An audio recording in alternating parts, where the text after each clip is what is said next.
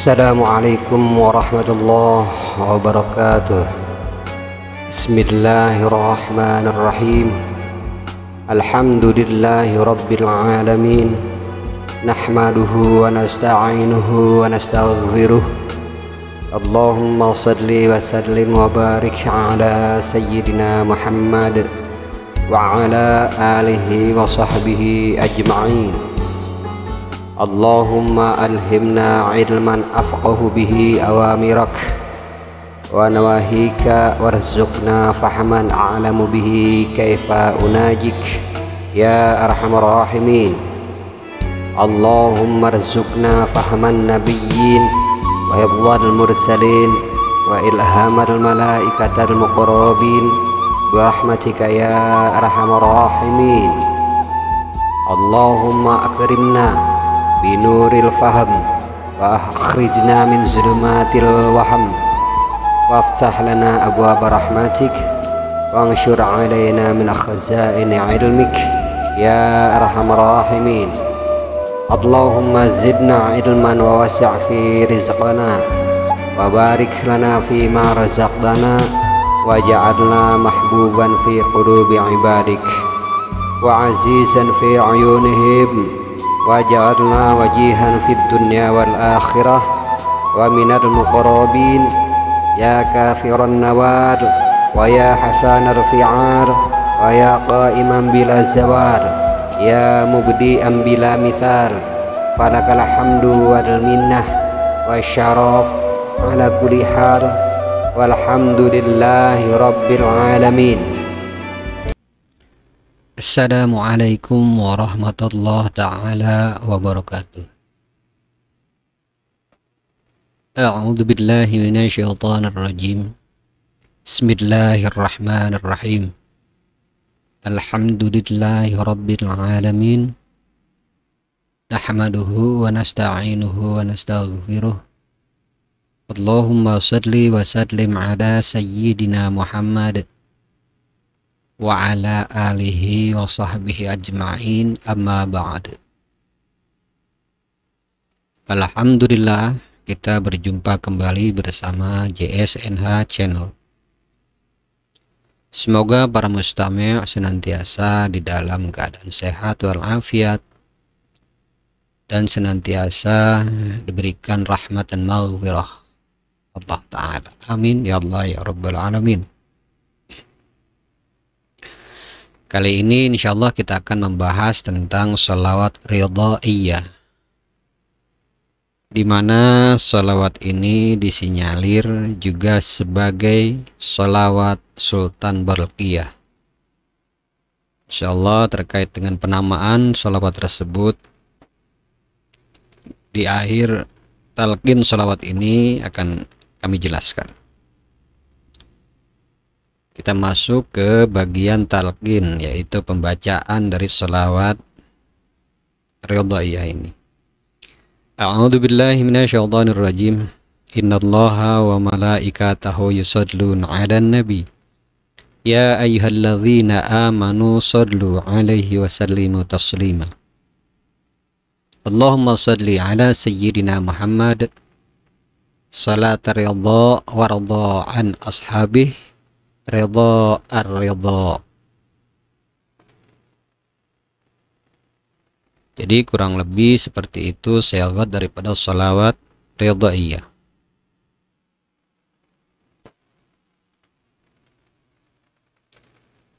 Adapun artinya adalah, ya Allah, berikanlah rahmat ta'zim kepada Nabi Muhammad SAW dengan salawat yang engkau ridhai dan engkau berikan keridhaan kepadanya dan diberikan juga keridhaan kepada para sahabat-sahabatnya. Fadilah daripada salawat ini, para ulama mengatakan keutamaan salawat ar-ridhaiyah ini jika dibaca 70 kali akan mengabulkan segala doa kebaikan.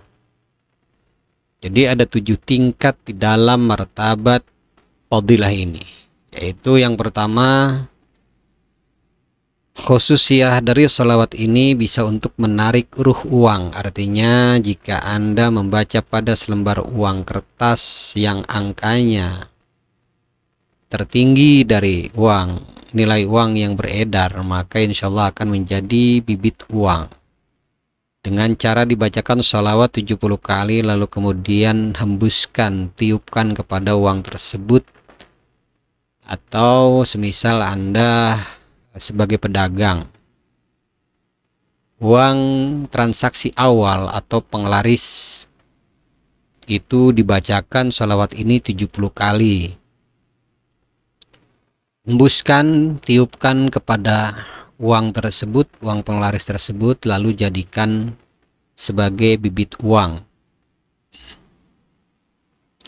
Untuk melariskan perdagangan juga untuk mengurangi hutang atau mampu melunasinya, atau untuk kewibawaan, atau untuk simah bumi atau pelaris bumi.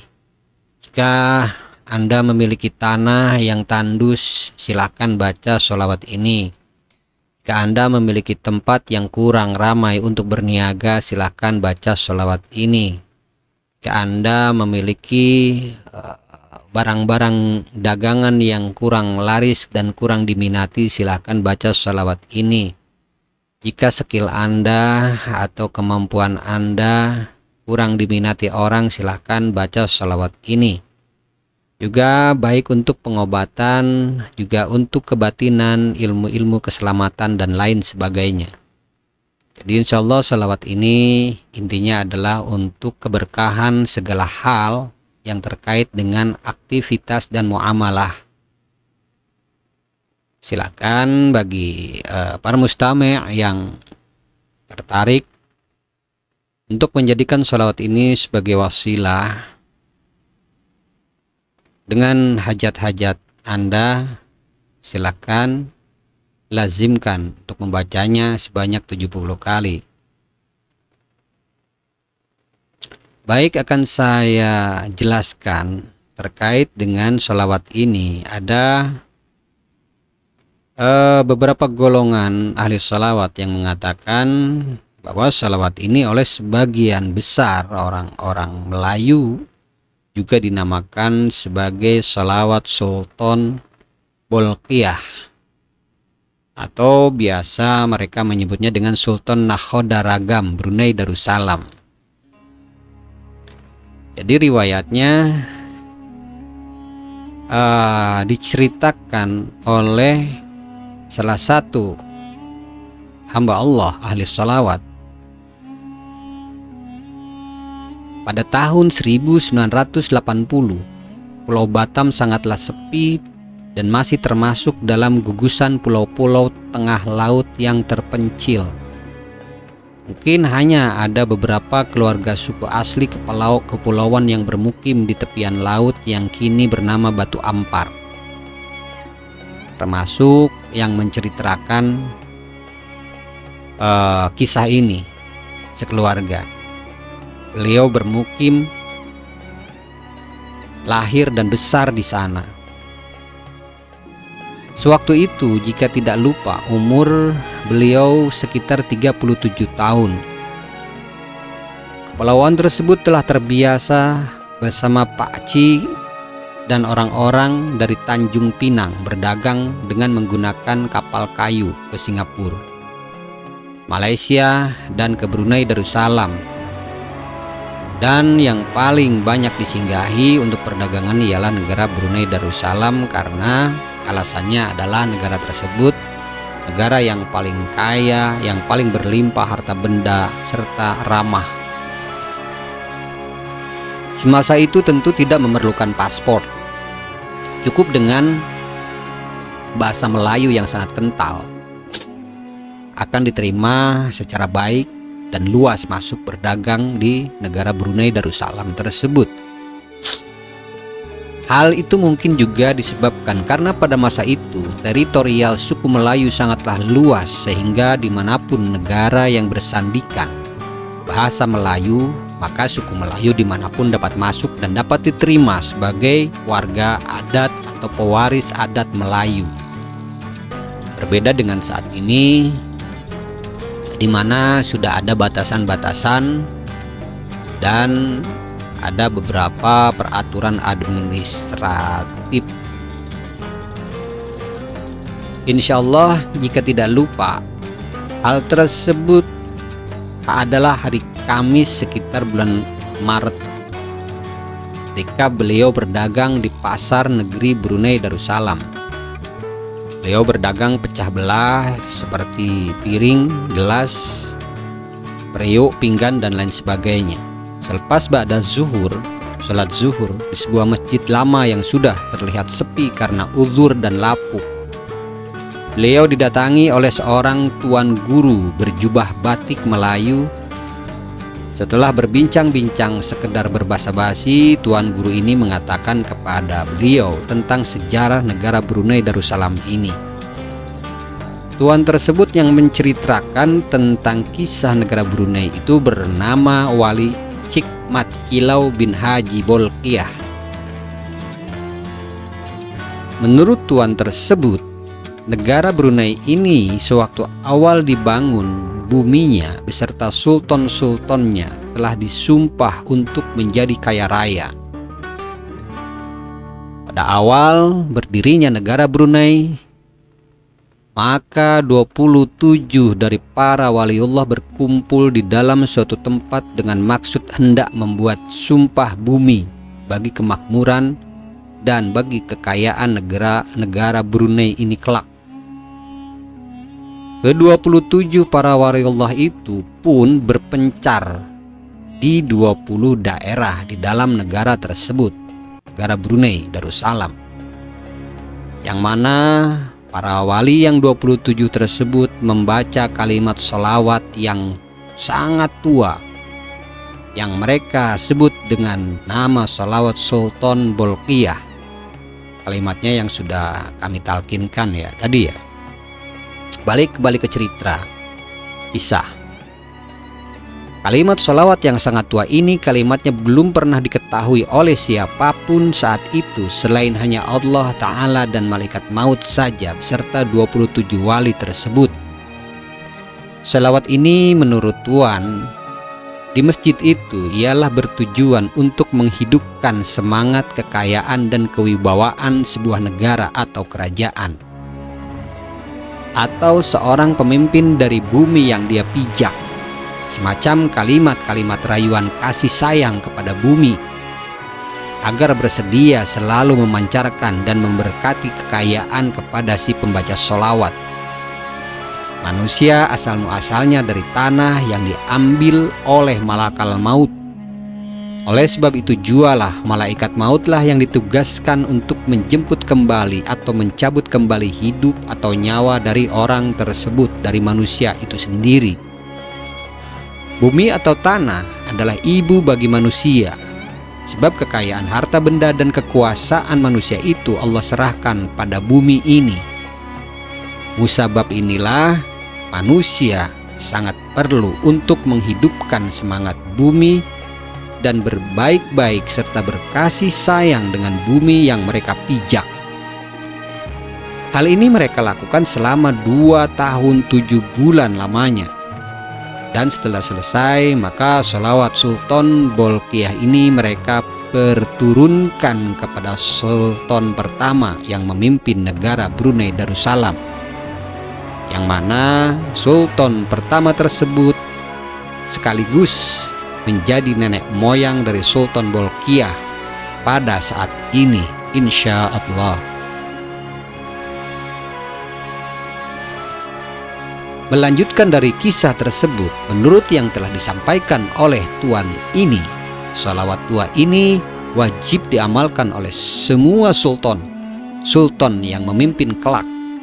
Pada saat mereka telah menikah, maka sholawat ini wajib dibaca saat mereka berhubungan badan suami istri yang sah dengan maksud agar sifat kekayaan dan keberkahan serta kemakmuran itu nantinya turun dan melekat kepada bayi yang dikandung.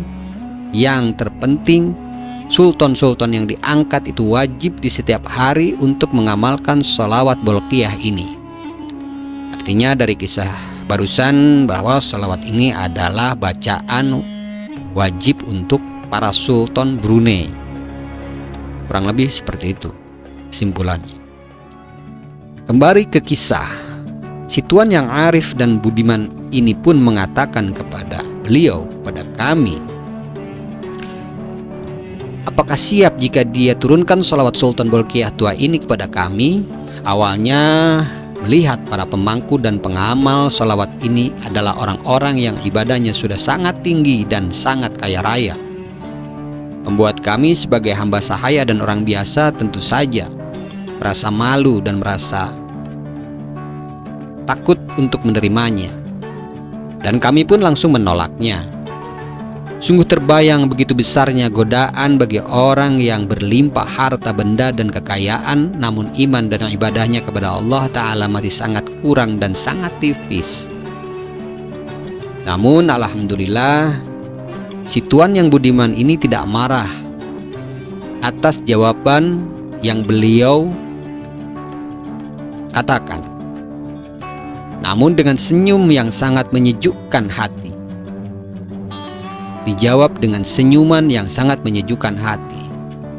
Namun setelah pertemuan tersebut selang beberapa bulan, beliau selalu bertemu tuan ini di masjid yang sama saat beliau sholat zuhur atau sholat asar.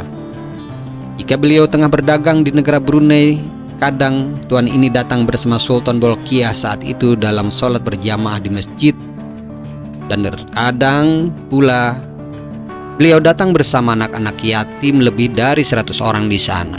Kami pun sempat berpikir, siapakah sesungguhnya tuan yang arif, tuan yang sangat arif dan mudah tersenyum ini. Setiap bertemu pun kami selalu berbicara santai, dan tak jarang tuan ini selalu mempertanyakan, selalu bertanya tentang keadaan saudara-saudara sesuku Melayu di daerah kepulauan kami. Bahkan bertanya tentang kabar negara kami, yaitu negara Indonesia. Tak lupa menjelaskan hal ihwal mengenai agama, ibadah, dan keimanan. Suatu hari, di dalam perbincangan yang santai, tuan ini mengajak kami untuk bertemu seseorang yang pertama kali diperturunkan dari para waliullah Brunei Salawat tua ini. Orang ini bernama Nakhoda Ragam. Karena ajakan beliau sangatlah baik, maka kami pun mengikutinya. Subhanallah, kami sangat terpukau saat tiba di tempat tujuan.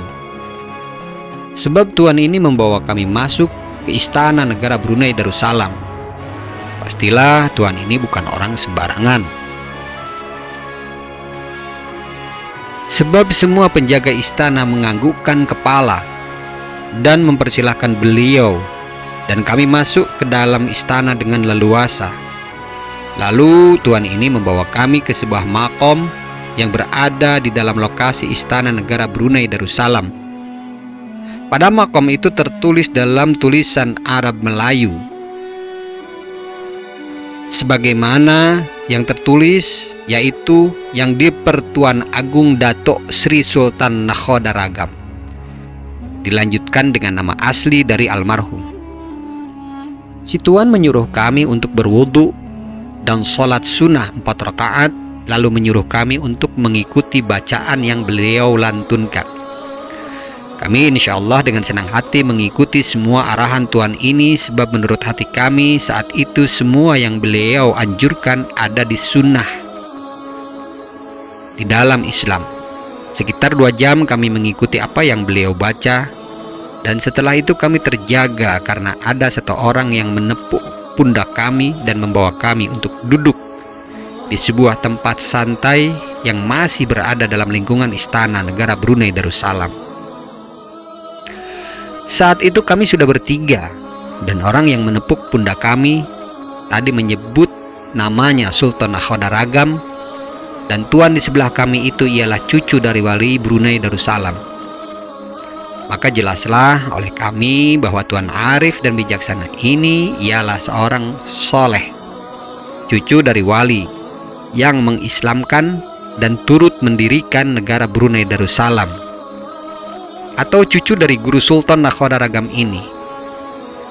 Rasa takut saat itu menyeruak di dalam jiwa kami, Namun karena kami memperbincangkan ibadah, iman, dan agama Islam, maka rasa takut itu musnah berganti dengan rasa ibadah dan keramahan saudara seiman dan seagama. Sultan Nakhodaragam ini menjelaskan kepada kami apa yang wajib dan apa yang sunnah, bahwa sunnah itu tidak akan menjadi sempurna tanpa menggerakkan yang wajib.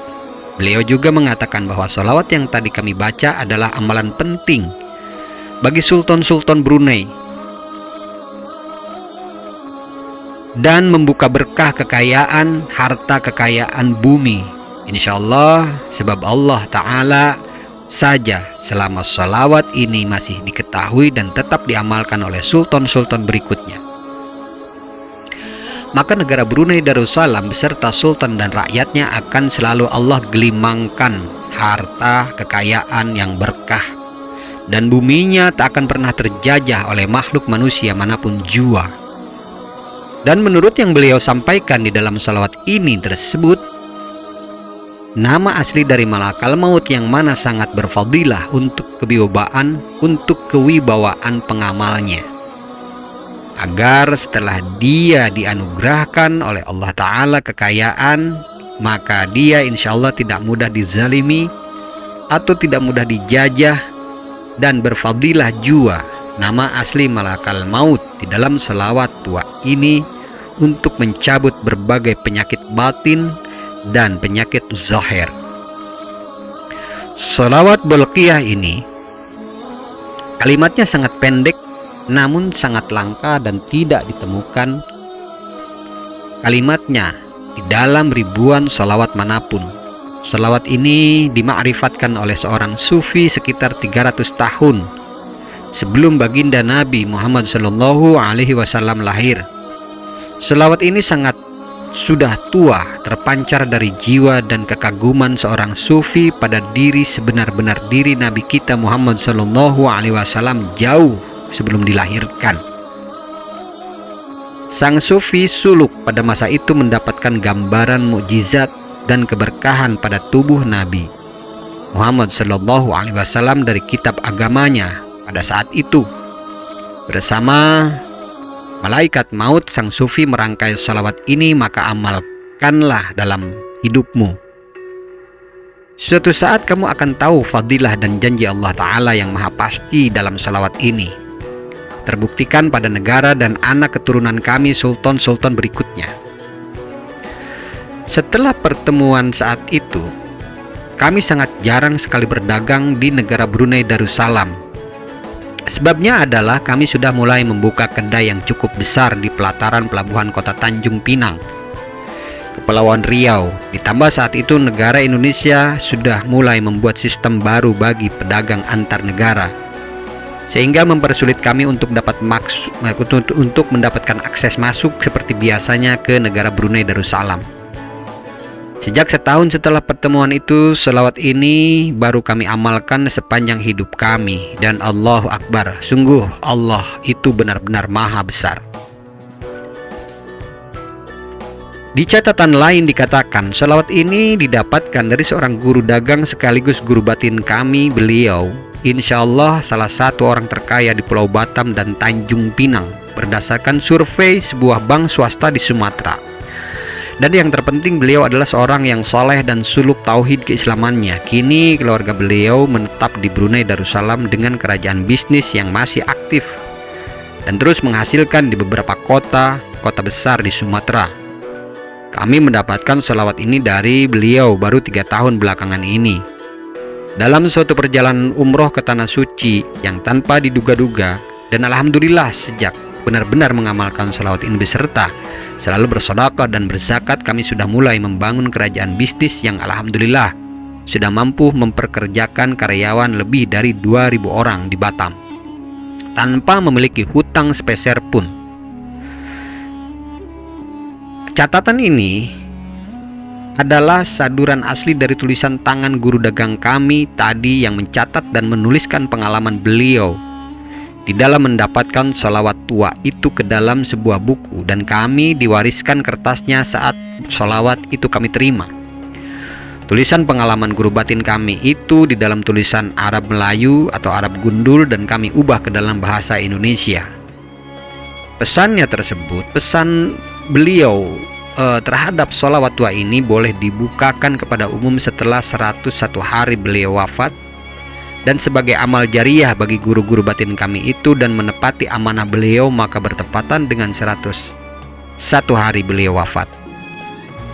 Jadi sholawat ini diturunkan atau diijazahkan setelah bertepatan dengan 101 hari wafat daripada si pemegang sholawat tua ini. Semoga bermanfaat kepada mustami' dan semoga menginspirasi bila mana mustami' berniat ingin membangun kerajaan bisnis. Silakan diamalkan sholawat ini sebanyak-banyaknya, karena disinyalir sholawat ini sangat bermanfaat ketika para mustami' berniat untuk berniaga dan ingin membangun kerajaan bisnis. Semoga Allah memberkahi dan semoga Allah memberikan berbagai kemudahan-kemudahan di segala urusan. Kurang dan lebih mohon maaf seperti biasa jika ada kata-kata atau kalimat saya yang salah dan mengandung kesalahan. Tentu hal tersebut atau kesalahan tersebut mutlak dari kebodohan dan kesalahan saya. Maka saya memohon maaf kepada para mustami' dan memohon ampunan kepada Allah Ta'ala terhadap hal tersebut. Namun apabila di dalam kalimat dan ucapan saya terkandung kebenaran di dalamnya, maka semata-mata hal tersebut mutlak datang dari Allah Ta'ala, bukan dari saya secara pribadi. Demikian, insya Allah kita akan berjumpa kembali pada segmen berikutnya. Semoga bermanfaat. Wabillahi taufiq wal hidayah. Wassalamualaikum warahmatullahi ta'ala wabarakatuh. Bismillahirrahmanirrahim. Allahumma inna nastauda'nak ma qara'nah wa ma katsabnah wa ma sami'nah. Allahumma ya alim ya alim ya alim, adlimna min ilmik wa afhimna ank wa asmi'na mink wa basirna bik wa aqimna bi syuhudik wa arifna at-tariqa ilaik wa hawinha alaina bi fadlik wa albisna libasat taqwa minka walaka innaka ala kulli syai'in qadir walhamdulillahi rabbil alamin. Bismillahirrahmanirrahim. Subhanakallahumma wa bihamdik asyhadu an la ilaha illa ant astaghfiruka wa atubu ilaih. Subhana rabbika rabbil izzati amma yasifun wa salamun alal mursalin walhamdulillahi rabbil alamin. Allahumma aqsim lana min khasyatik ma tahulu bihi bainana wa baina ma'asik wa min ta'atik ma tubadlighuna bihi jannatik wa minal yaqin ma tuhawwin mat'ana bi asma'ina wa basarina wa quwwatina ma ahyaitana waj'alhu al-waritha minna waj'al tha'rana ala man zalamana wansurna ala man adana wa la taj'al musibatana fi dinina wa la taj'alid dunya akbar hammina wa la mablagha ilmina wa la tusallit alaina man la yarhamuna ya arhamar rahimin walhamdulillahi rabbil alamin.